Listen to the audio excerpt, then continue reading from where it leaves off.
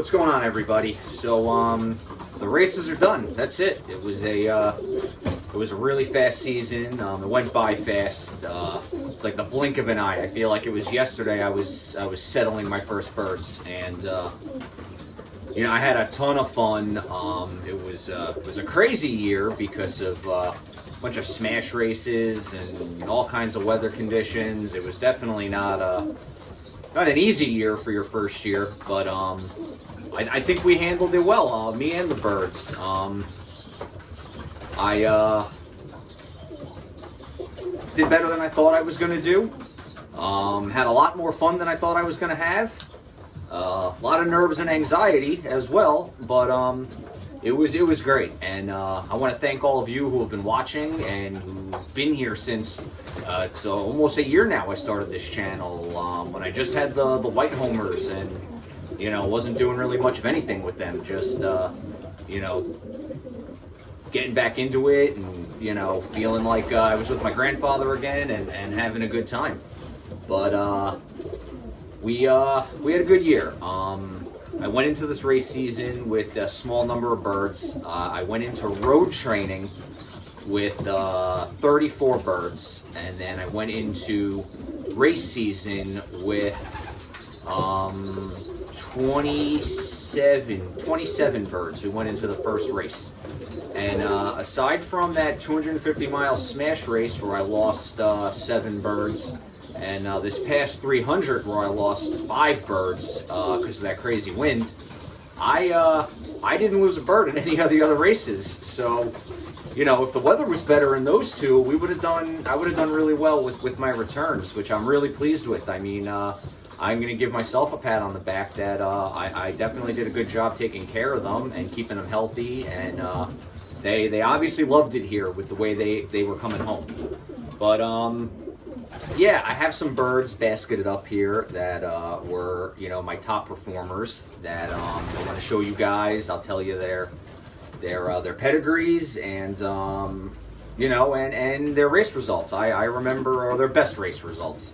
I had a small number of birds, so it's easy for me to remember a lot about the birds, which I'm going to have to write down. It's all in my memory. I saved all the race sheets, but I'm going to have to write everything down from this young bird season with these birds and how they did, because going forward, it's probably not going to be this little amount of birds. I'm going to have to manage the older birds, which I plan on flying this year unless anything changes. And then next year's young birds, I'm going to have to, keep nice lists and journal and everything, which I did all right with. I did a pretty good job keeping a journal and stuff. But again, I didn't have a lot of birds, so it's really easy to remember a lot when you don't have a lot of birds and you spend a lot of time with them. But I am going to write it all down before the rest of it before I forget. But all right, let's get into the birds. In no particular order, I've got them in the basket. I'm just going to grab a bird and we'll talk about that one. So my first bird here is number 1719, which is a Deverant. And if you guys remember, when he was really young and I was just trying to get him settled for the first time, he was only out maybe 3 or 4 times total, and they got attacked by the Cooper's hawk, and he took off and came back 2 weeks later. So he missed getting his flights pulled with the other birds because he wasn't here when I cut them. I cut them 2 days after he was left, or after he went missing, and then I didn't bother. I figured I'd let him molt naturally. So if you can see, his 10th flight is still almost growing in. But he flew in 3 races because I really had to monitor how his flights were molting. But the final race was the 300. That was his best race, and it was a tough race. It was strong winds, northwest winds, gusts up to 30 miles an hour the whole way home. And I was told that Deverants are known for their tough races, and he had a really good finish that day. He was my 3rd bird home. He made a pretty decent time, all things considered. But he's a really pretty bird. He's a cock, and I'm looking forward to seeing what he can do in old birds. So again, his 10th flights are still growing in. Really nice bird. Got a beautiful eye, nice shape, and yeah, so he did really well this year. Not as many races, like I said, but he did well in the races he was in. Second bird up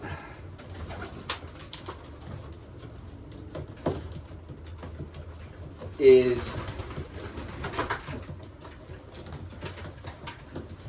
1706. He flew in every race we flew this year, from the 100 right up to the 300. And his best race was the 300. He was always consistent. He was always like my fourth or fifth bird home on the day. And on the 300, he was my first bird home. He does not like to be held. He was my first bird home. And he came in fifth in the club and like high 30s, low 40s in the combine. So super proud of him. He actually looks a little disheveled. He went through the ringer, and I think he's still molting a little bit, but he really shouldn't be. Another really nice bird, strong, and I'm looking forward to see what he can do. And we're going to breed a little more out of his parents. He is a Mussolini. Next bird up is another Mussolini. This is the sister to the one I just showed you. This is a hen, 1707. She was probably my most consistent bird all year. She flew in every race we flew in as well. She was my first bird home in the 100. She was always like my third or fourth bird home in every race. The 250 mile smash race with the bad fog, she was my second bird home. She clocked in early the following morning, so she made it pretty close. And she had another good, well, this 300 was tough too, but again, she came home the following day in the morning. So if the weather was better, she would have likely been my most consistent bird in this loft. She was ninth in my club in points for champion birds, so she did pretty well. And I'm looking forward to see what she can do next year too. Next up is this hen right here from Silvio at Matus Loft. She is I got her pedigree. She's got scorpion on both sides and a few other things, but I have the pedigree, so I will post it in the comment like I've been promising for a while. She was incredibly consistent as well. She flew in all but one races. One of the races I wasn't fond of her weight, so I didn't send her. And then that was actually the 250 smash race, so I'm glad I didn't send her. There was really, none of them needed to be in that race. But she was my second bird home on Sunday in the 300. She was sixth in the club and I think 50th in the combine. So she had a good finish. Her best finish was in the 300. She was consistent in all the other races, but this was her best race. And another really good bird, another alert, good shape, good build. I've been really happy with this bird too. Nice wing. I hope you guys can see it well. But yep. Right here, 1708. She flew in most of the races as well. If you remember, on the 150, she actually trapped in to the 200. She trapped into Blanc Loftsloff, and he let her out the next day, and she came home. And I sent her right back the following week into the. It was so the 150 she trapped into his loft, and then I sent her right back the next week to the 200, and she was my first bird home. She was seventh in the club, and phenomenal. She definitely learned her lesson. I have birds escaping from the basket. But she came home. She was my third bird home. Oh, no, she was the sixth bird home in the 300. She came home early yesterday morning, and she showed some serious dedication coming home, because she definitely hit a wire or got attacked by a hawk. Her wing is messed up here. Her shoulder up top here. And if you can see that, she is got a puncture wound and missing feathers down here. So crazy dedication to get home, especially in that 300 with that wind. Something happened to her where she got injured, and she still came home. I'm not going to show you her wing, because her wings are okay from whatever happened to her, but I don't want to pull them out and put too much stress on her. But she is a Jansen. Both sides. Jansen is a father, Jansen mother, and she did phenomenal too. Any bird that came back from this past weekend is a keeper. we have another Deverant. So again, these birds are tough. Everybody said they're tough. He was wildly inconsistent this year. Some races he would do well. Other races he would come home the next day. Same thing with training. Some training he'd come home fast, and then the next training toss he'd come home that evening. I don't know why. I can't explain it. But I sent him to the 300, and he was my 4th bird home on the day. So make it make sense? I don't know. But tough bird, came home that day. He did well. He was like 15th or 16th in the club in the 300. Another really nice bird. But yeah, he stepped up in the 300, so we'll see what he does in with old birds. Next up is Jumbo over here. This is my biggest bird in the coop. He is a Wolverine Joalaka, and he was better in the shorter races. He's a big boy. The longer the races got, he kind of faltered. He was better in the shorter races for sure.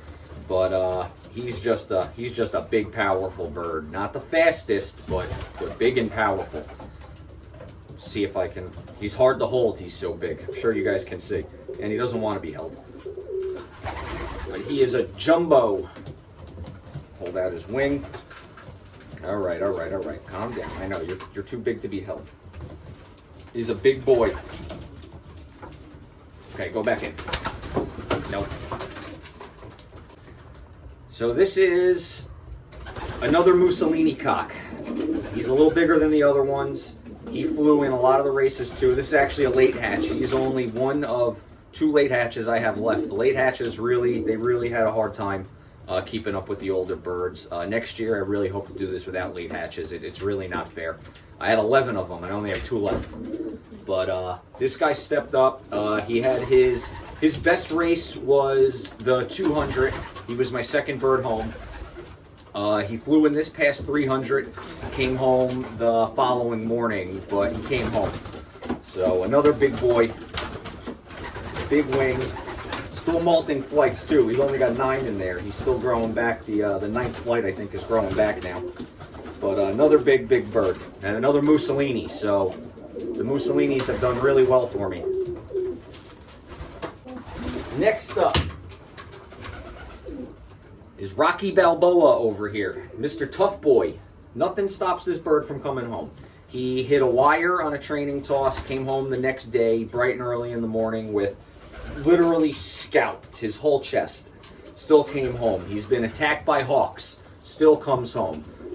He was in that smash race with the fog. My only bird to clock in the same day, and one of only 6 birds in the club to clock in on that 250-mile race.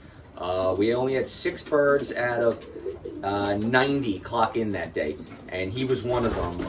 Came in 4th in that race. He also ended up being my top bird in points for the champion bird for my club. He was in 8th place, and that is because he clocked in every race we flew in. He got points. The 250 smash race in the fog, he clocked in. My only bird to do it. That's what made him number 8. He got 97 points for clocking in that day. And then the same thing, the 300-mile race and the 30-mile-an-hour shoulder wind, he clocked in the same day. He was my last bird home on the day, but he clocked in. So from what some of the more experienced guys are telling me is he's going to be more of a 500-mile bird in old birds. He seems to have that type of stamina in him where he doesn't get tired. He just comes home. But he's also probably one of my prettiest birds in the loft. His feather pattern is almost that of carbon fiber. But a beautiful reddish-orange eye. He's just a powerful bird who just doesn't stop. He's got a motor that doesn't stop. Nice wing on him. And he is a Kittle Black Widow on the sire side and Shellins on the dam side. So that might be a pair I keep together as well. I got to think about it, but it's looking like it. And he's also my friendliest bird. He'll just hang out on my hand. Last bird. Ooh. She does not like to be held. is my Dykstra Mussolini hen. So, out of all the birds, she had the best finish in the loft. She is a Dykstra Mussolini, and she clocked in. She was my second bird home in the 150, my first bird home in the 150. She was second in the South section out of 700 and something birds. We missed first place in the section and the club by 8 seconds. And she was 13th in the combine out of 3,200 birds, and was out of first place by 1 minute and 29 seconds. And I had her home for that time. So she would, that was when I was still getting better at getting them down and trapping them in. So I had her home, and she missed. We would have been first across the board with her that day if I had done better. That was really my fault. But here she is. She does not like to be held. So yeah. But that's all the birds and the top birds I had this year in the races. And hopefully next year we can repeat it and maybe get the win. That would be really nice. We came close. We came in second twice. My other second place bird on the 200 was another Mussolini, but unfortunately she hasn't made it back from this last 300.